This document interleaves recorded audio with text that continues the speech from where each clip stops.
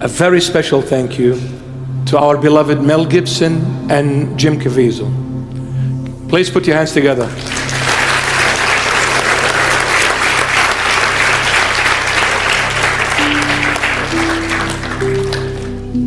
For producing such a powerful movie, yet based on true facts, real life events.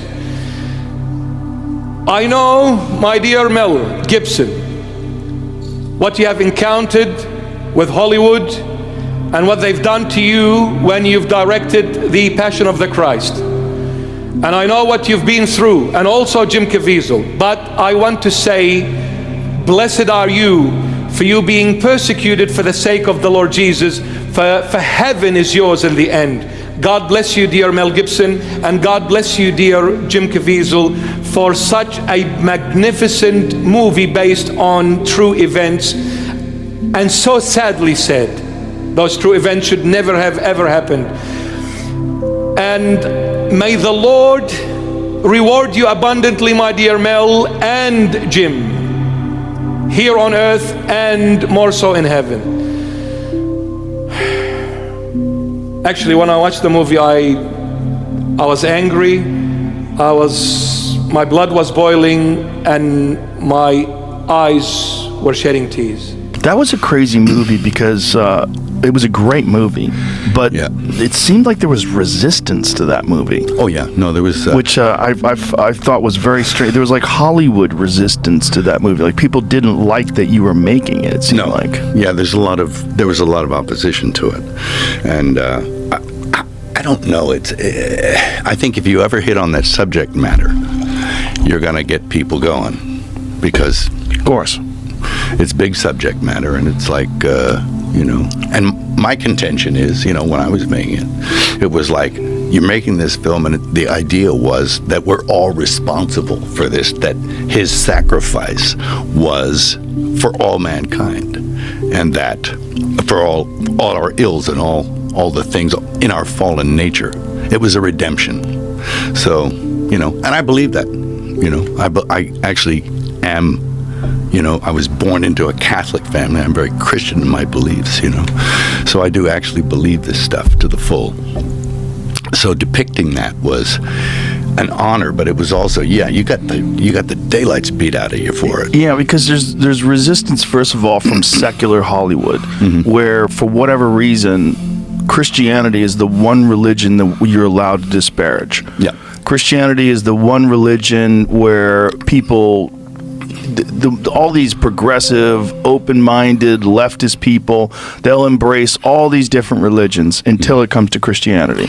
And for whatever reason, that represents like white male, whatever it represents, colonialism, whatever it represents, it's negative. Yeah, sure, it's gotten a bad rap. You think there's a motive behind these things? I don't think probably.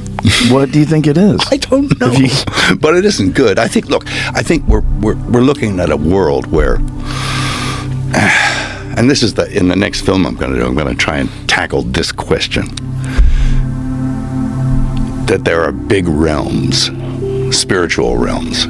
There's good, there's evil, and they are slugging it out for the souls of mankind. And my question is, why are we even important? Little old flawed humanity, why are we important in that process where the big realms are slugging it out over us? And I think there's bigger things at play here. And institutions that purport to touch on the divine are necessarily going to be affected by that slugfest that's going on between good and evil. Right. And sometimes good gives up ground. Yeah, and maybe not on purpose. So this story that you want to tell about good and evil, like, do you have a script, or is it just a thing in your head? Like, what is it? Yeah, it's the resurrection story, but it's not linear, because you can't really. It's hard to understand, so it's got to be put in a framework where you answer a few other questions as well. And you have to juxtapose the event itself against everything else. so that it makes some kind of sense in a bigger picture, which is a hard thing to do. And it took my brother and I and a guy called Randall Wallace, plus my brother and I, took us 6-7 years to write it. So are you doing this with historians as well? Are you trying to make it? Yeah, historical stuff. Well, I regard the Gospels as history. It's verifiable history. Some people say, "Oh, it's a fairy tale." He never existed, but he did. And there are other accounts, verifiable historical accounts outside the biblical ones that also bear this up. That yes, he did exist. And the other aspect of that is that all the evangelists, the apostles who went out there, every single one of those guys died rather than deny their belief. And nobody dies for a lie. Nobody. Right. So that's part of what I'm doing. It's like showing nobody dies for a lie.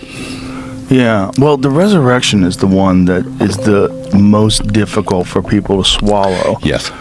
That's the one that requires the most faith. The most faith and the most belief. Yeah, resurrection. Yeah. Who gets back up 3 days later after he gets murdered in public? Who gets back up under his own power? Buddha didn't do that shit. Right. You know. So. You believe that was a real event? Yes. I think as a child, one accepts things on faith because, you're raised by people who are nice to you and they believe it. And my dad was a pretty smart guy. He was like Mensa smart, like real smart. Like back in 1968, he won Jeopardy, right?